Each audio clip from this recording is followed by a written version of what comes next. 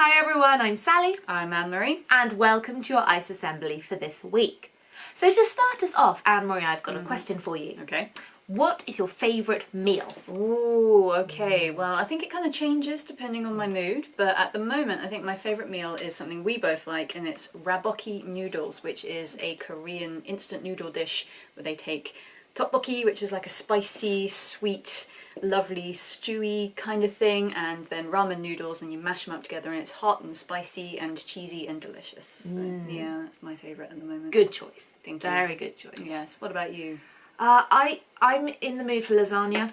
I think it's cold today, and I think that's my real comfort food. So that's where my heart is leaning today. I wonder what your favourite meal is as well.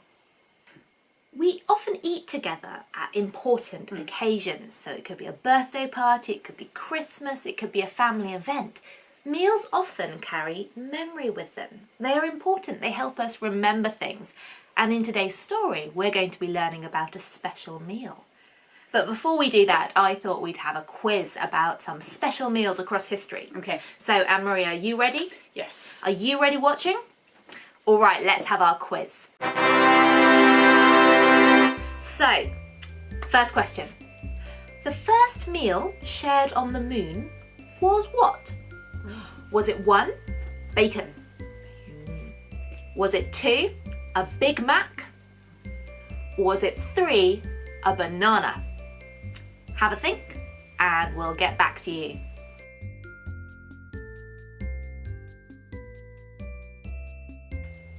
Okay, you've had some time to think. Anne-Marie, what do you think it was? Oh, I think this is tricky because it's on the moon, so astronauts have to have that kind of special dehydrated food, don't they? So it could really be anything, but I'm going to go for bacon. So 1 bacon is Anne's guess. I wonder what your guess is. You're right. Yay! Bacon, yeah, they had little cubes of bacon and kind of sugar cubes as well. Oh. Yeah, like a full English on the moon. Interesting. There we go. On to question 2. In traditional Greek weddings, what type of meal is often served as a first course after the couple get married? So in their wedding breakfast. So was it 1, sweet grass soup? Is it 2, bread salad? Or is it 3, ox tongue sandwiches? Have a think, and we'll find out what the answer is.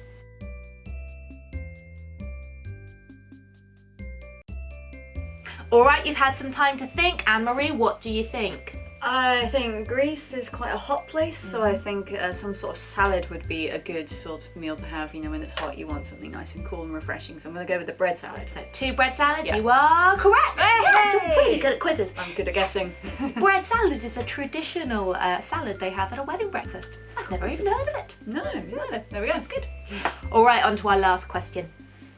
For a traditional Chinese birthday, you might be served this to help you have a long and healthy life. But what is it?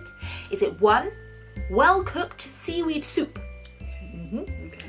Is it 2, the first bite of a very sweet cake? Or is it 3, super long noodles? Have a think and we'll find out what the answer is.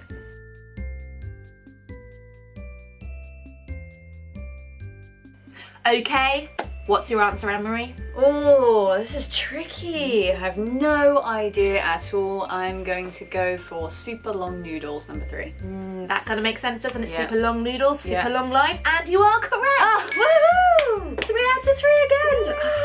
Quiz Queen, I wonder how you did watching as well. So we've heard about some special meals across history, and now we're going to hear about a very important meal that first took place when Moses went to Pharaoh that last time and said, "Let my people go." Shall we find out what happened? The people of Israel were still slaves in Egypt. Moses had gone to Pharaoh many times and asked him to let them go. But every time, he said no. God sent 9 plagues to Egypt to show Pharaoh his power. But Pharaoh continued to be stubborn. In fact, he'd made things worse for the Hebrews, working them harder than ever before. Even his advisors asked him to let the people go, but he refused. God spoke to Moses to tell him, I will bring one more plague on Pharaoh and on Egypt. After that, he won't just let you go, he will make you leave this country." And so Moses went to Pharaoh to tell him one last message. A terrible plague was going to come, the worst yet. All of the firstborn sons of Egypt would die.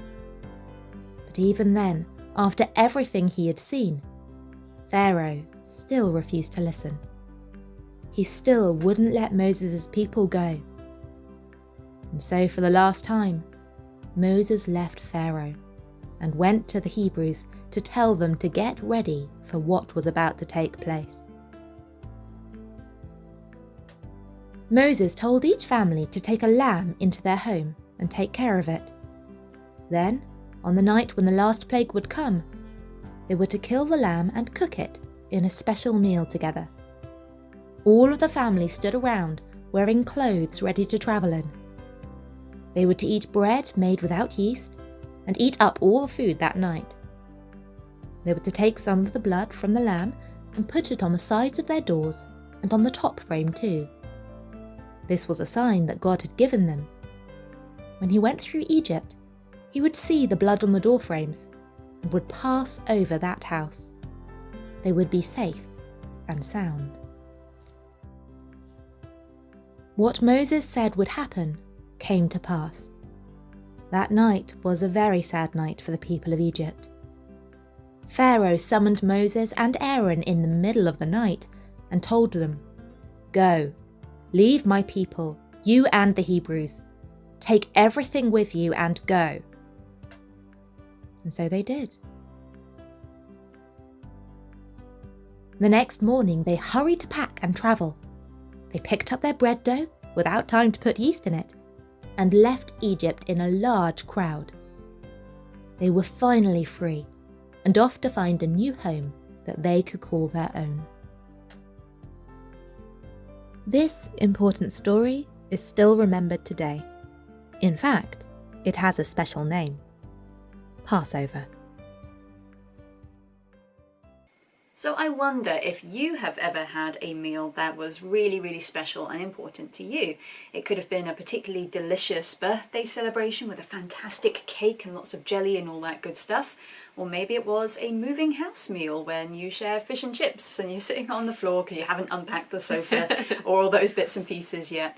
Whatever it might be, whether it's a Christmas family meal with friends and everyone around, those meals are really important for making those memories and helping us to remember those times together. The meal in today's story is one of those really special meals. The festival of Passover was not just celebrated by those first Hebrew people that we heard about in the story today, but by their children and by their children and by their children throughout history until today, where Jewish families, that's the family that Moses was part of, will get together once a year to share this lamb and herb meal and celebrate and remember that time when God saved their people from being slaves in Egypt. So this is a meal that helped Moses' family to look back at something that God had done for them in the past, but also Christians believe that it's a meal that looks forward as well to a time when someone would come from Moses' family, not just to save that people group, but to save everyone in the whole world. You see, many years after Moses was born, a man called Jesus was born. Now he was a Jewish man, which meant that he would have celebrated the Passover with his family and friends every year to remember this special story. But Jesus wasn't just an ordinary man. The Bible tells us that he was the Son of God. The Christians believe that we need help, just like the Hebrew people in today's story needed help. We're not slaves, but the wrong things that we do stop us from being free to be friends with God. So that's why Jesus was sent into the world, to set us free, just like God set the Hebrew people free. So, one Passover week, when he was grown up, Jesus died on the cross. Not because he'd done anything wrong, but for the wrongs that we do.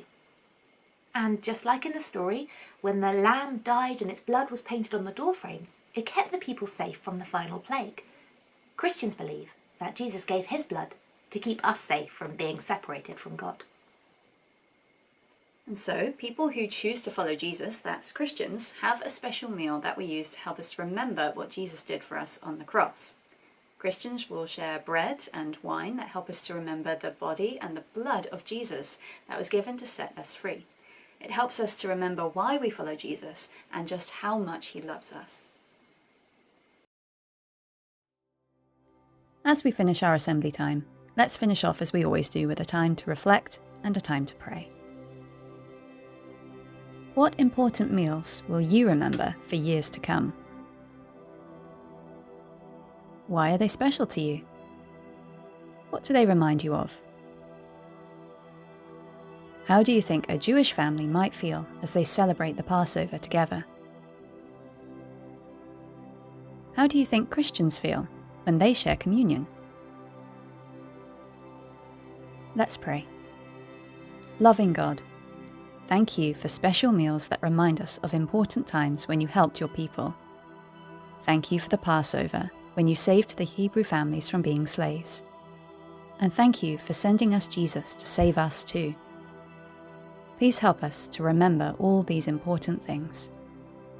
Amen.